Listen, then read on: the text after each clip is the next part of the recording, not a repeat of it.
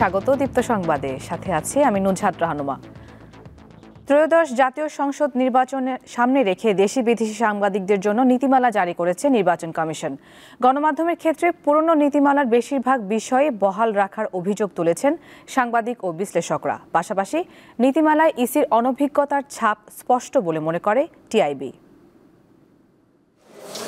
নির্বাচনের সংবাদ সংগ্রহে দায়িত্বপ্রাপ্ত গণমাধ্যম কর্মীদের জন্য ইসি নতুন নীতিমালা জারির পর থেকেই চলছে নানান সমালোচনা। নতুন নীতিমালা সাংবাদিকদের পায়ে বেড়ি পরানোর মতো বলেই মনে করেন অংশীজনরা। নীতিমালায় বলা হয়েছে, ভোটের সময় বৈধ কার্ডধারী সাংবাদিকরা সরাসরি ভোট কেন্দ্রে প্রবেশ করতে পারবেন। তবে তথ্য, ছবি ও ভিডিও নেয়ার ক্ষেত্রে প্রিজাইডিং অফিসারকে জানাতে হবে। একসঙ্গে 2-এর বেশি সাংবাদিক একই ভোট কক্ষে প্রবেশ করতে পারবেন না। 10 মিনিটের বেশি ভোট কক্ষে অবস্থান না করা এবং সেখানে কারো সাক্ষাৎকার না নেওয়ার নির্দেশনাও দেওয়া হয়েছে নীতিমালায়। আবার ভোট গণনার সময় সাংবাদিকরা থাকতে পারবেন এবং ছবিও তোলা যাবে, কিন্তু সরাসরি সম্প্রচার করা যাবে না। এ ধরনের বিধিনিষেধ আরোপ পেশাগত কাজকে ক্ষতিগ্রস্ত করবে বলে মনে করেন গণমাধ্যম কর্মীরা।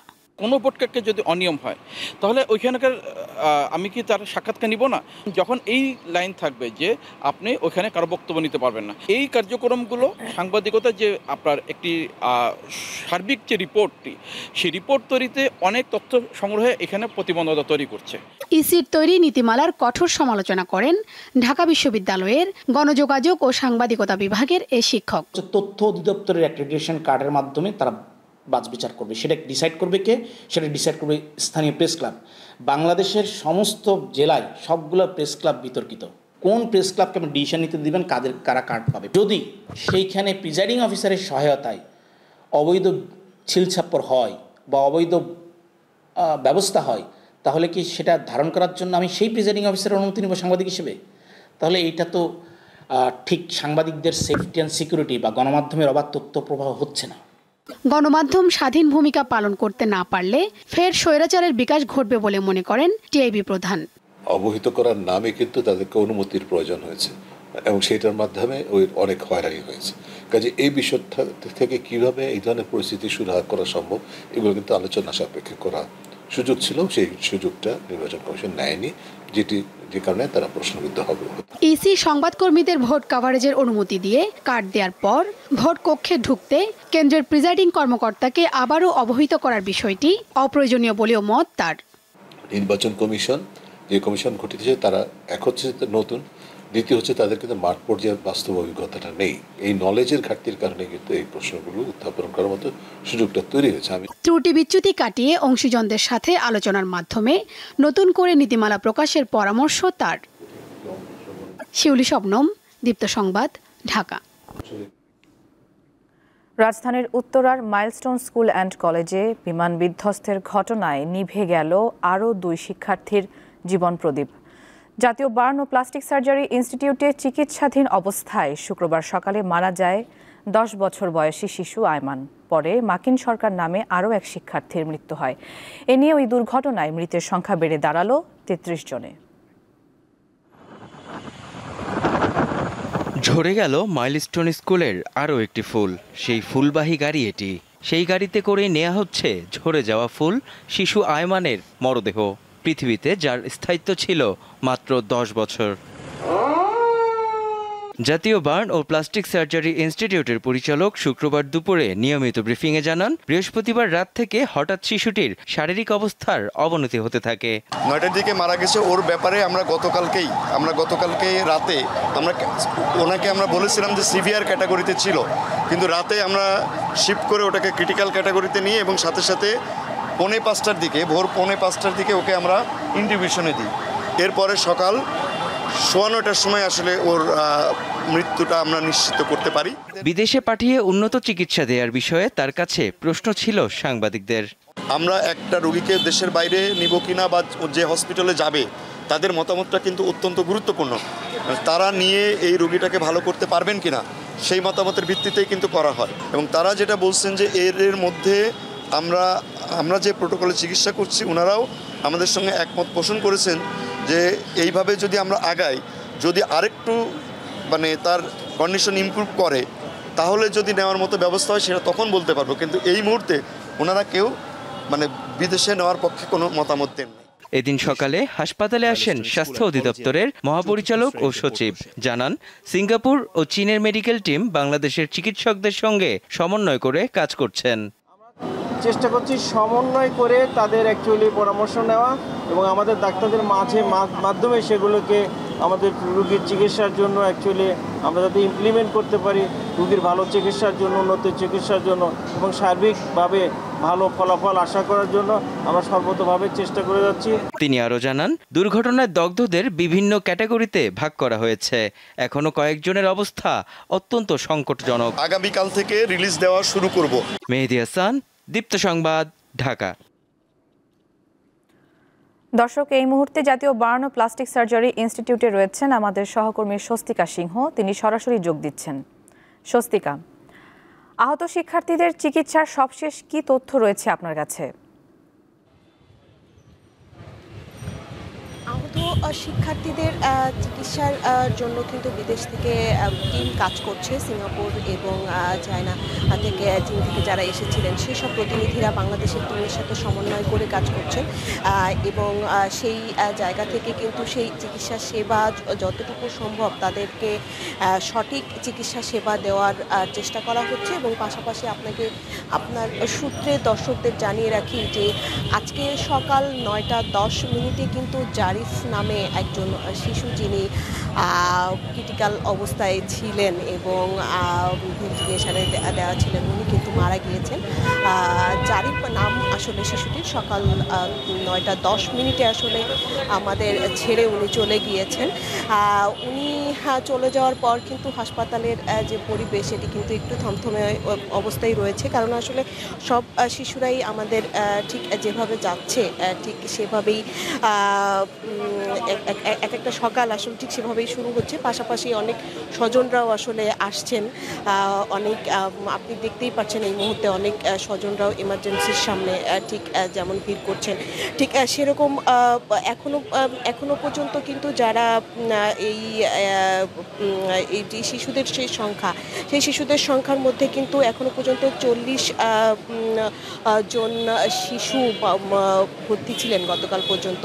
এই জারিফ নামে শিশুটি চলে যাওয়ার পরে কিন্তু সংখ্যাটা একটি কমে গেল এবং এই জারিফের কিন্তু 40% যে শরীরের যে 40% অংশ ছিল সেটি কিন্তু পুড়ে গিয়েছিল এবং ঠিক এই জারিফের মধ্য দিয়ে কিন্তু মৃতের সংখ্যা এসে আসলে দাঁড়ালো 34 জনে।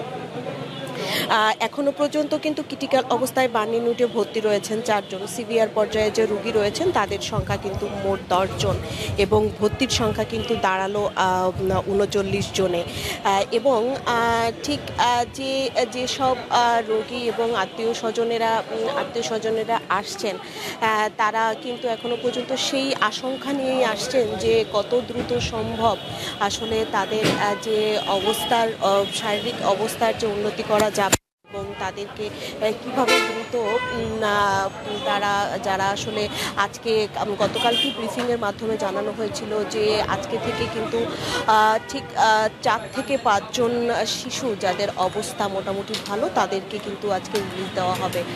সেই প্রক্রিয়াটি এখনো শুরু হয়নি। সেই প্রক্রিয়া শুরু হলে আসলে আমি পরের সংবাদে জানিয়ে দিতে পারবো যে এই তাদের যে প্রক্রিয়াটা আসলে কিভাবে হচ্ছে, হাসপাতাল কর্তৃপক্ষ কিভাবে নিচ্ছেন এবং তার স্বজনরাও আসলে কতটা স্বস্তি মনে আসলে যেসব যারা সুস্থ হয়েছেন সেই সব বাচ্চাদের তারা বাসায় ফিরিয়ে নিয়ে যেতে পারছেন।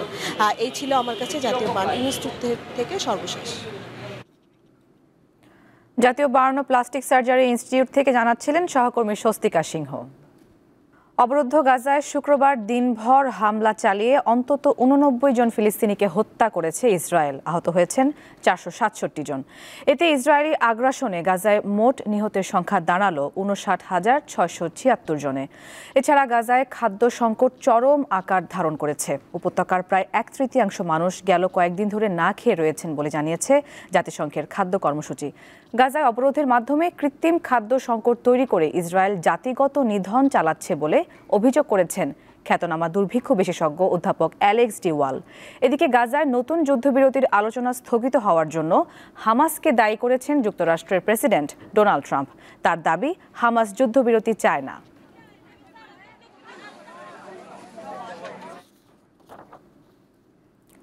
এবার খেলার খবর। এবার নিষেধাজ্ঞার কবলে লিওনেল মেসি। মেজর লিগ সকারের অল স্টার ম্যাচে অংশ না নেওয়ায় এক ম্যাচের নিষেধাজ্ঞা পেয়েছেন ইন্টার মিয়ামির এই কিংবদন্তি। ফলে বাংলাদেশ সময় রোববার সকালে সিনসিনাটির বিপক্ষে গুরুত্বপূর্ণ ম্যাচে মেসিকে পাবে না মিয়ামি। মেসি ও জর্ডি আলবা ছিলেন অল স্টার ম্যাচের জন্য ঘোষিত প্রাথমিক দলে। তবে চোট না থাকলেও দুজনেই ম্যাচ থেকে নিজেদের সরিয়ে নেন, যা MLS এর নিয়ম অনুযায়ী শাস্তিযোগ্য অপরাধ, যার ফলে একটি ম্যাচে নিষিদ্ধ করা হয়েছে মেসি ও আলবাকে। গত বৃহস্পতিবার অনুষ্ঠিত অল স্টার ম্যাচে লিগা MX একাদশকে 3-1 গোলে হারায় MLS অল স্টাররা। মায়ামি থেকে মেসি ও আলবা ছাড়া আর কোনো খেলোয়াড় দলে জায়গা পাননি, তবে তারা দুজনেই সে ম্যাচে অংশগ্রহণ করেননি।